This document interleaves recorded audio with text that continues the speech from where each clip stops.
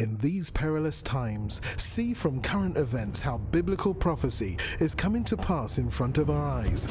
You're watching In the Last Days, the program that looks at Israel and the end times with teaching from a Hebraic perspective. With Martin and Natalie Blackham, thank you to our friends and partners who make this program possible. Now, here's Martin and Natalie. Shalom, dear friends. This is wonderful to be with you again. My name is Natalie Blackham, and this is In the Last Days TV program. Martin is behind the scene today, and my children too. They are also helping. But today we want to speak a bit. We want to carry on the discussion that we had last week with David Nekrutman, who was speaking about a statement on Christianity that Orthodox rabbis have done in December 2015. But now, with that, we were carry on discussing about Christianity and about the Catholic and about the evangelical, and I think there is some issues that needs to be spoken about, and it's very interesting to be able to do that with you again, David, today. Okay. Thank you for staying with us and carry on, because there is issues that we need to be able to speak. And you know, I think because you are Jewish, you have the bigger picture of the Christian world, and I think it's very important for us to hear also what you think. Okay. And see again, you know, every day life evaluates, and we, like Christianity, Catholic, Reform, Protestant, I mean the Protestant Church, the evangelical, and all the others, we are on the way. But there is, as you say, we have different background and we react differently about the Jewish people. Correct. And I think we need to speak a bit about these things, because we need, again, I think we're influenced by all the things that are happening next to us. Like, I'm influenced by what you are saying, I'm influenced by what my husband is saying, and I'm influenced by what I'm hearing. And last week I heard Rabbi Shlomo Rishkin speaking in the Great Synagogue in Jerusalem. And I like also to think, and one of the things that really touched me that he was saying is, like, we are made in the image of God, and I think we need to go back to that. And we need to speak, like we were speaking also last week about the world doesn't know who they are anymore, but we are made in the image of God. And so if we are made in the image of God, we have something in common, and we need to carry on with that. Anyway, we want to speak especially about the Catholic and the evangelical and how they are with the Jewish people. With the Jewish people. Yeah. Okay. So give us a bit of how you receive, how you see.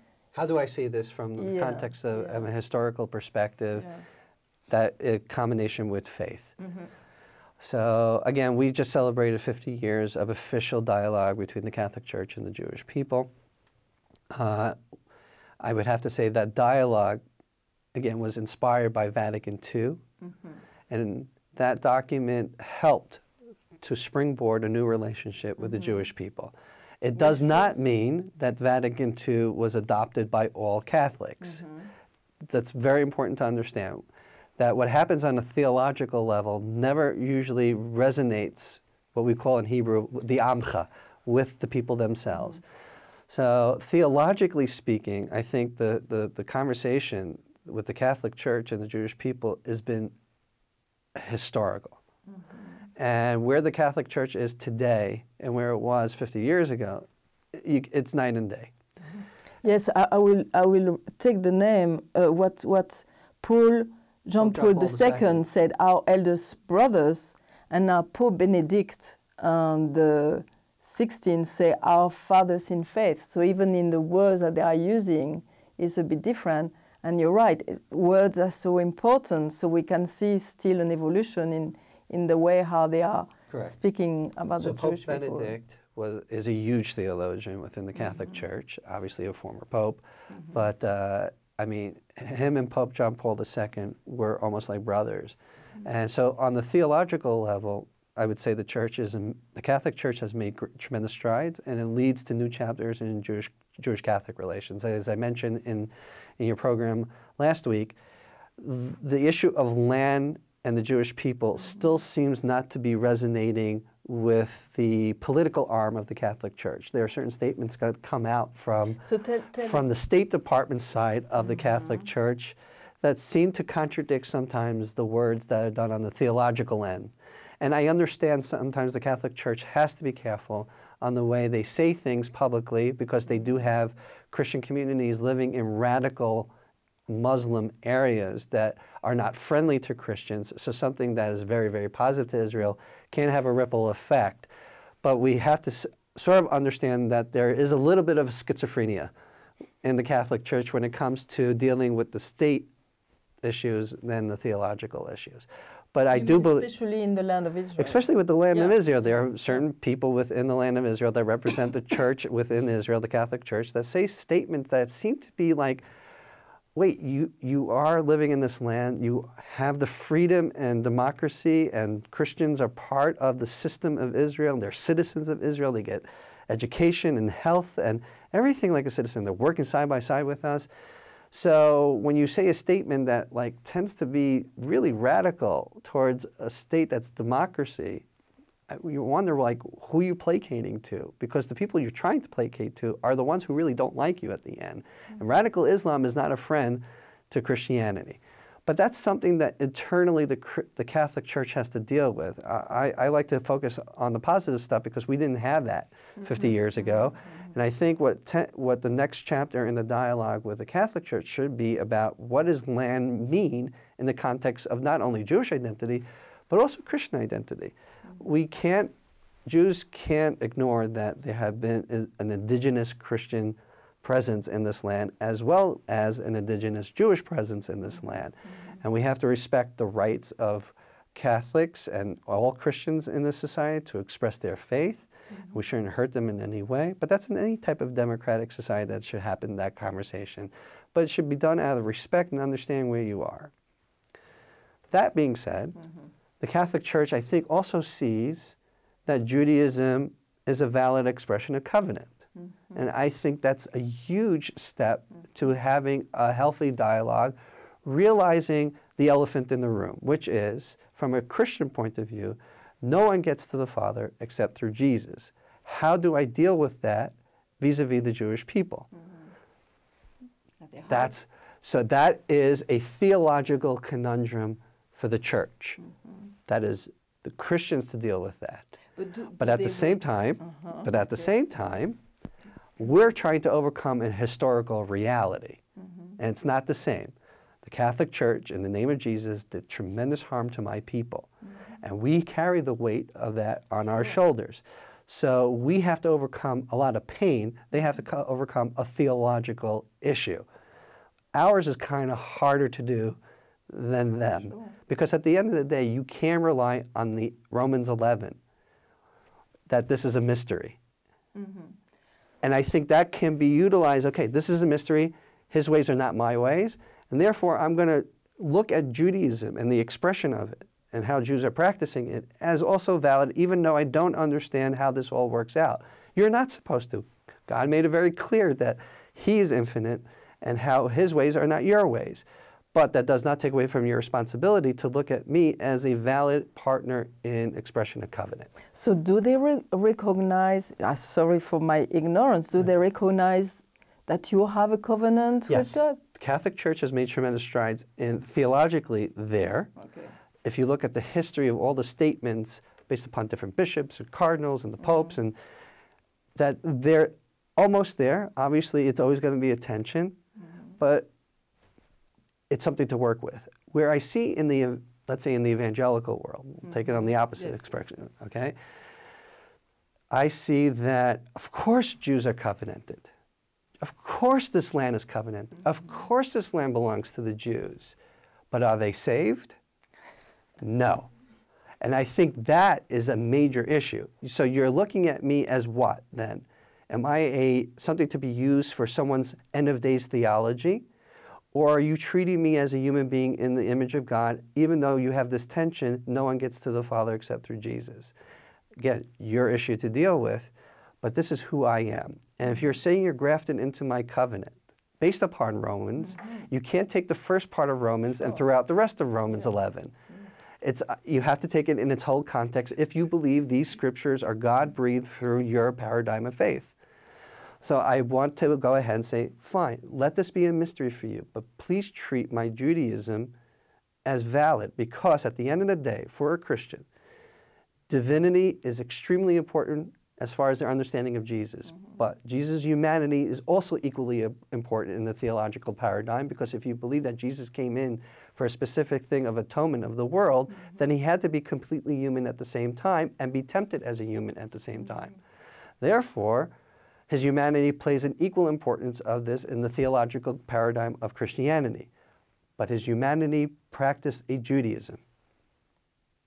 And this is the difference between Jesus was Jewish, or for a Christian, Jesus is Jewish. And if Jesus is Jewish, then his practicing of a Judaism closely reflects mine. And even though I'm a modern-day Pharisee, and it looks like from the New Testament scriptures that there was this fighting between the Pharisees and Jesus, I think it would take someone has to take in consideration to look in that all Pharisees are the same. And proof of it is that Paul's rabbi, Gamaliel, when he had believers in Jesus in his court, he was saving them.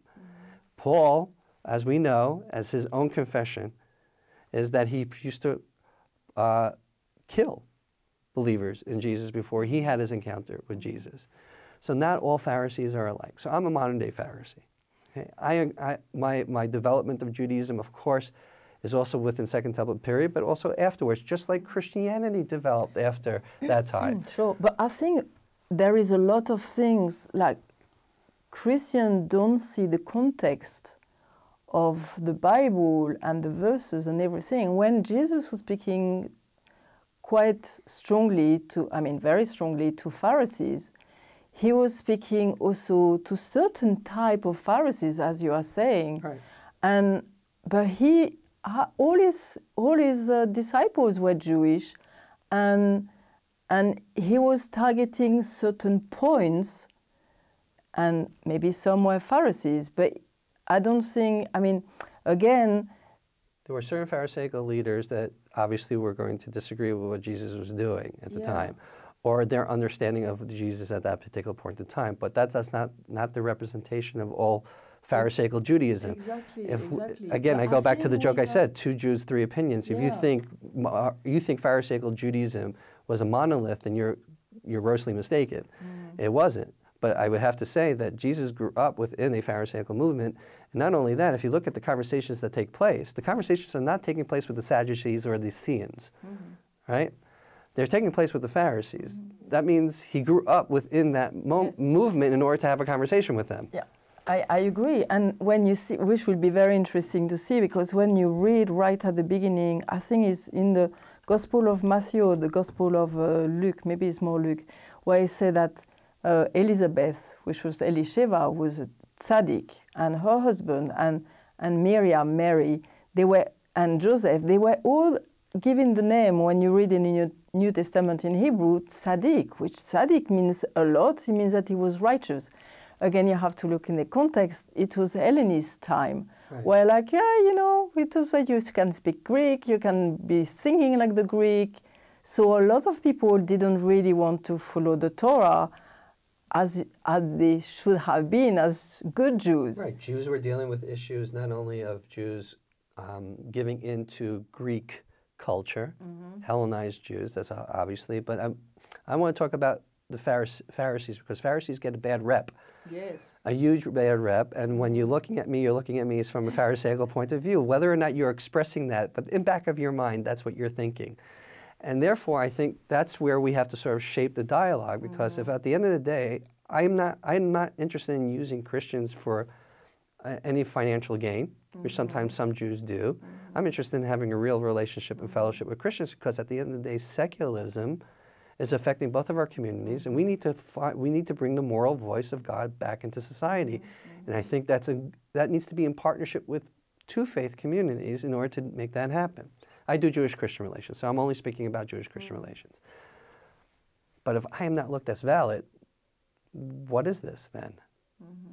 And therefore, that's why I'm saying replacement theology affected the church immensely. Yes. No question about that. I think two conversations have to be taking place at the same time. One with the Catholic Church of seeing land is very important for the people. You can't separate the Jewish people from the land of Israel. But with the evangelical world, which my expertise is really Jewish evangelical relations, is that Judaism is in partnership with Christianity to better the world and is just as valid as an expression of covenant than also as Christianity. Both of us are doing this together. I don't have all the answers. Neither does a finite human being who's practicing Christianity has all the answers. But I'm not going to take away, as I said before, Christianity is salvific for Gentile Christians and will be in heaven together. I'm giving that as sort of like, for sure, as the bottom, as like the ABCs of any relationship. As I see the Tzelem Elokim, the image of God in a Christian, and his expression of his faith is salvific for him.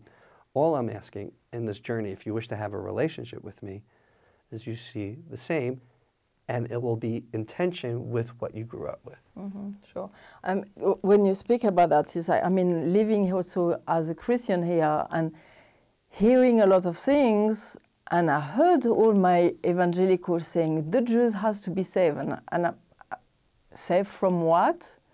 And they have, I mean, for me personally, I'm not speaking for a lot of people. Me personally, is like I know that my Jewish friends have a covenant with God, and again, is like if God forsake their covenant, why will He not do it with me? It doesn't stand this thing. Right, but that can't, from a Christian mindset, that is separated. Covenant, of course.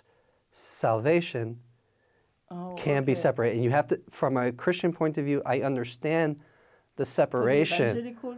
Especially in the evangelical world. When you're, especially for the evangelical world.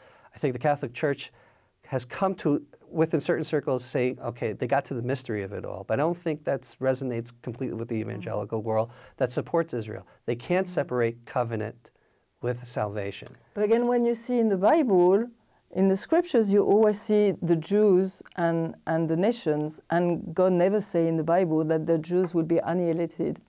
But they always say, you read in the Psalms, and there is always the Jews, and there are the nations. Right, but the nations are coming back as Jews believing in Jesus, and that's what's going to happen at the end, and those are going to be saved. Not only the covenant, and now they're finally saved. That is a prominent theological understanding. That does, again, that's something that will happen at the eschaton. That's fine. I'm okay with the eschaton being that ending for Christians, just like I believe that the ending would be that Christians will go ahead and see what Jews see. We're both having conflict what the eschaton is going to be. The question is what the present is about. And since Christianity sees salvation as personal, not corporate, but personal, and Judaism acts from a corporate national sense, it's hard to have this interchange because we're not speaking the same language. You want to get personally saved. That is something we already begin with, we're already saved. As Jews, as part of covenant comes salvation for us. We don't separate it. And therefore, we're already saved. And therefore, we're trying to sanctify God in this world. And that's the conversation that we don't necessarily have because we're not speaking from a sanctification category. What usually the conversation is, Christian is stuck in salvation, and the Jews are saying exactly what you said, saved from what? I'm already in because of the covenant, but there seems to be this ability to put things in categories. Which is interesting because, again, my family comes from a background, Catholic background, and which is a bit like the Jewish people. When you are born Jew, you are saved as the nation that because he has a covenant with you, okay? And in a way, the Catholic has very much that too. If you are born in a Catholic family and you are baptized, obviously, baptism, That's the argument between when you're supposed to have baptism. That's why Protestants are not agreeing with the Catholics. So therefore, growing up in a Catholic family, you're automatically Christian. Why? Because you have the baptism. Okay, obviously the Protestant movement is not going to agree with that because you should come to an age of reasoning where you're going to make that commitment. So yes, I also agree that plays a very big factor because Christians will say, evangelicals will say, a baptism, not only a baptism of water, it's a baptism also in the Holy Spirit as well. And therefore, there's a sense of commitment, and I've said I'm doing this, and by my faith in Jesus, I'm automatically saved. And that's not the conversation Jews are having. We're not coming from that paradigm, so it's hard to have a conversation. The reason why it's hard to have a conversation is because we don't know each other. I don't know how you think. Okay, I spent 16 years dissecting this, and I can have a conversation on a TV program, not worried about what I'm saying, because I'm confident that I've looked at all the denominations and understanding the intricacies of this. And often what happens in the conversation is that we're not speaking with each other, we're speaking past each other. And because we're coming from different lines of communication, different worlds. It's two worlds. Interesting. But you know, again, coming back to listening to the lecture of Rabbi Rishkin this week, I came back here and now, two things really touched me. Listening to him and seeing all the people listening to him, they were committed. You could feel their strong faith. A lot of people were kind of elderly or like, you know, mature people. But you could feel that they were like kind of like a big family. They were connected with each other. Yeah. It was, and it's always what I feel like when I came here in Israel and it was Yom Ha'atzmaut and we go outside in Jerusalem and suddenly everybody is outside and they are dancing and they're celebrating and I'm like, this is not like any other nation. They are not just a nation, they are a family. Yes. And you, I don't know, I'm French, it's not like that over there. I'm British too, married to a British man, it's not the same over there, but here... Or you don't show the emotion in England. No, you're right. But I'm British, like my nationality, I'm British too, so I can... You can say it. I can say it. But here is something different, okay? And I could feel it again when I was listening to Rabbi Rishkin with all these people there. It was like, you know, it's a family.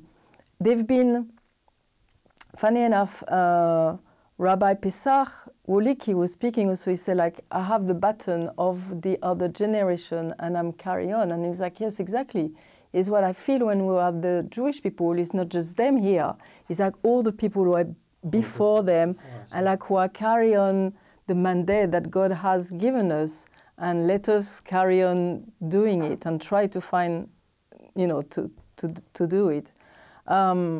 So this was for me, I love to be able to go to these lectures and to these places because again it makes me knowing more the Jewish people and I can see how much anti-Semitism and how much like is two worlds apart and that, you know, I'm making little steps to go in this world and discover things and like, this is beautiful and I need to tell the beauty of it to my other friends who don't know about it, like all my Christian friends.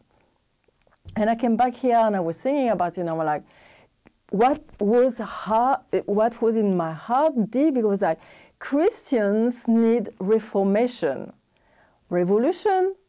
Reformation, I don't know, but like we need to go back to the scriptures. And again, we're always speaking about the Lashon HaKodesh, the Hebrew language. God has given it in this language. And thank you. I mean, I know we've done a step, but thank you for saying, yes, we want to work with you. Despite all these 2,000 years of horrible things, like your flesh has been torn. And you say, okay, but for the sake of his name, let us do something together. Correct. And I think it's very touching. I think just to sort of clarify things, Judaism doesn't have apologetics when you become a rabbi. So it's not we're out there to defend Judaism because we don't essentially believe everybody should be Jewish. So that's very important in the conversations where in Christianity, listen, I go to Oral Roberts University. There's apologetics classes to defend the faith, understandably so. So we're okay where a Christian is practicing their faith and we can see them that they'll also be in heaven with us.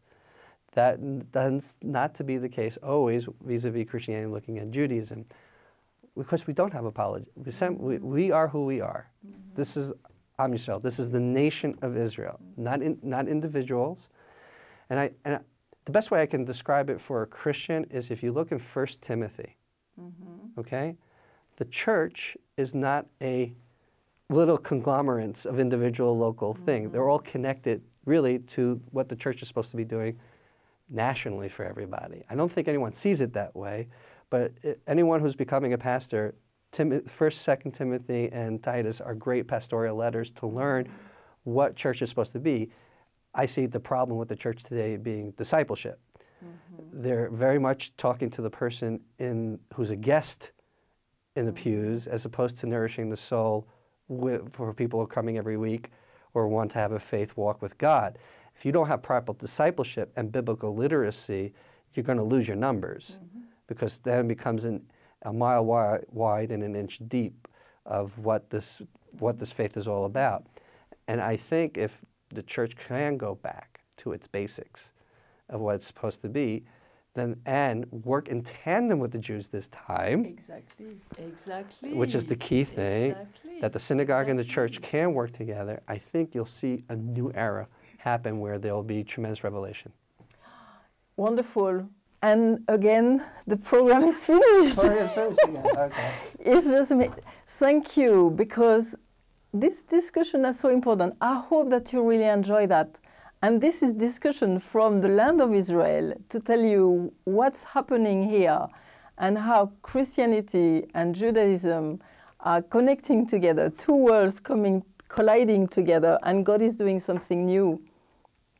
And we're looking for Bible colleges with rabbis coming to teach. Yeah, we are doing it already. Yeah. Very beginning of that journey. It's the beginning. Thank you for the opportunity. Exactly. So we're in a new era. And I hope that this is encouraging you. And from David and from me, we send you loads of blessing from Israel. And see you next time. Bye. You've been watching In the Last Days, a TV program with Martin and Natalie Blackham, the program that looks at Israel and the end times with teaching from a Hebraic perspective. If you would like to financially support the program or find out about conferences, meetings, or ministry products, then please contact us with the details on your screen. Visit our easy-to-use website at www.inthelastdays.com and register for our free e-newsletter. Get the latest news from Israel, product information, online video teaching, or watch today's TV program at a time that's convenient to you. Thank you again, friends and partners, for making this program possible.